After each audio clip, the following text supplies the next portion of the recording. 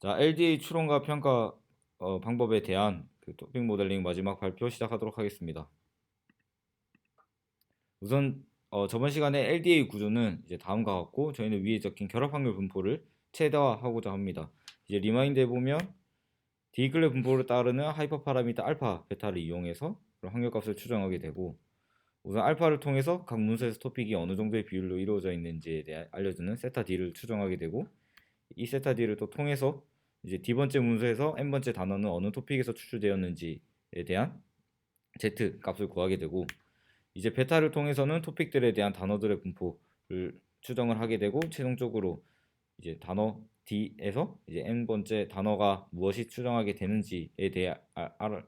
알아가고자 하고 실제로는 이 단어가 관측치로 주어지게 됩니다. 따라서 이 단어가 주어졌을 때 파이 세타 Z의 확률값을 산출해야 하는 조건부 확률을 계산해야 됩니다. 하지만 이렇게 보시는 바와 같이 분모에 대한 저 식이 계산할 수가 없기 때문에 저희는 근사값을 구하고자 하는 여러 가지 반복론이 존재한다는 것을 배웠고 이제 LDA는 이 중에서 콜랩스 깁스 샘플링을 통해서 이제 추정을 하는 것으로 이제 배웠습니다. 그래서 이제 디클레 분포에 대한 간단한 설명이 있겠습니다. 이제 보시는 바와 같이 베타 분포는 이제 간단하게 바이노미얼 성공 확률에 대한 분포라고 이해하시면 될 것 같고 디클레는 멀티노미얼 성공 확률에 대한 분포를 따른다고 저희는 배웠습니다. 이제 디클레 분포에 대해서 주요 특성 두 가지에 대해서만 알아보면 이제 사후 확률도 디클레 분포의 사후 확률도 디클레 분포를 따르게 되고 간접값을 통해서 성공 확률을 계산해 보면 이제 알파 i에 xi가 추가된 디클레 분포 형태를 띈다고 배웠습니다. 그리고 이제 두 번째로는 알파를 통해서 세타 d를 추정할 때 보통 0보다 작은 값을 설정하게 되는데 이제 여기서 또 알아야 될 것은 알파와 베타는 이제 최적화를 하기 위한 대상이 아닌 그냥 단순한 하이퍼 파라미터 값으로 배웠습니다. 이제 깁스 샘플링에 대해서 간단하게 설명드리면 이제 단어 W와 알파, 베타가 주어졌을 때 다음과 같은 Z, 파이, 세타에 대한 파라미터의 확률값을 가장 높이는 그런 최적의 파라미터를 이제 학습하고자 합니다. 이를 이제 정확하게 계산할 수 없기에 저희는 이제 깁스 샘플링 방식을 채택을 했고 이제 기존의 깁스 샘플링 방식에서는 이제 A, B, C가 있을 때 B와 C를 고정하고 A를 추정하게 되고 A와 C를 고정하고 B를 추정하게 되고 이러한 과정을 반복하는 게 이제 기존의 깁스 샘플링 방식이라면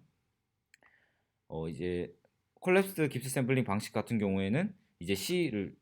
고정한 상태에서 A를 추정하고 또 다시 이제 A를 고정한 상태에서 C를 추정하고 이렇게 됐을 때 이제 핵심은 B 없이도 추정이 가능하다라는 게 콜랩스 깁스 샘플링에 대한 그런 방식이고 LDA는 이 콜랩스 깁스 샘플링 방식을 채택하여 학습을 진행하게 됩니다. 따라서 이제 LDA에서는 콜랩스 깁스 샘플링 방식을 채택해서 다음과 같은 조건부 확률을 추정하게 되는데 이 조건부 확률을 추정하는 것은 이제 i번째 단어를 제외하고 토픽이 할당되어 있는 상태에서 단어들이 주어지면 i번째 단어가 j번째 토픽에서 뽑혔을 확률값을 추정하고자 합니다.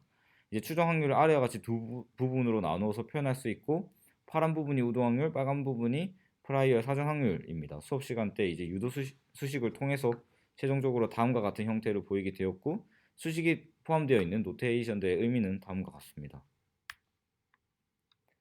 첫 번째로 이제 토픽 텀 썸 같은 경우에는 wi를 제외하고 제2번째 토픽에 할당된 전체 단어 수를 뜻하고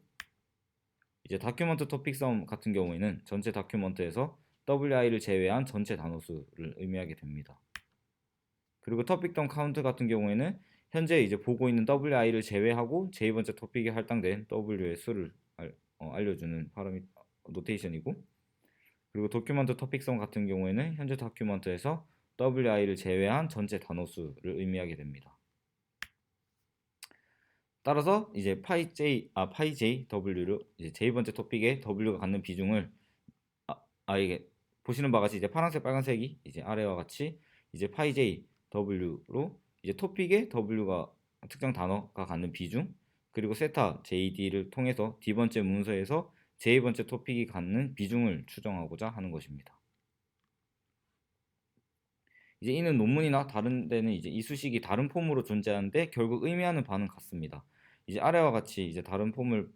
보았을 경우에 결국은 이제 좌측 같은 경우에는 현재 문서가 토픽 K를 얼마나 선호하는지, 그리고 우측의 파란 부분은 현재 토픽이 단어 W를 얼마나 선호하는지에 대한 정보를 알려주는 것으로, 이제 결론적으로 i번째 단어가 j번째 토픽에서 뽑혔을 확률 값은 현재 문서가 특정 토픽 K를 얼마나 선호하는지, 그리고 현지 토픽에서 특정 단어 W를 얼마나 선호하는지에 따라서 이제 결정할 수 있다는 게 그런 접근 방식입니다. 이러한 파라미터 추정을 반복 실험을 통해서 이제 최종적으로는 이제 문서별 토픽의 분포와 토픽별 단어의 분포를 어느 정도 안정적으로 수렴을 시켜서 이 수렴시킨 값을 이제 근사값으로 사용하게 됩니다. 이제 LDA를 평가하는 방식에서는 이제 몇 개의 토픽이 최적인가라는 질문에 대해서 여러 그런 평가 방식에서는 이제 파이 K를 고정한 상태에서 단어가 나타날 확률값을 계산해서 이제 퍼플렉시티라는 어느 정도의 그런 정량적인 지표를 산출할 수는 있지만, 사실 몇 개의 토픽이 최적이라는 질문에 대해 뚜렷한 대답은 할 수 없고, 일단 이러한 정량적인 지표와 그리고 사람이 판단할 수 있는 어느 정도의 정성적인 지표를 통해서 이제 LDA를 통해서 토픽 모델링이 어느 정도 잘 되었다라고 판단을 하는 것으로 배웠습니다. 이상 발표를 마치도록 하겠습니다.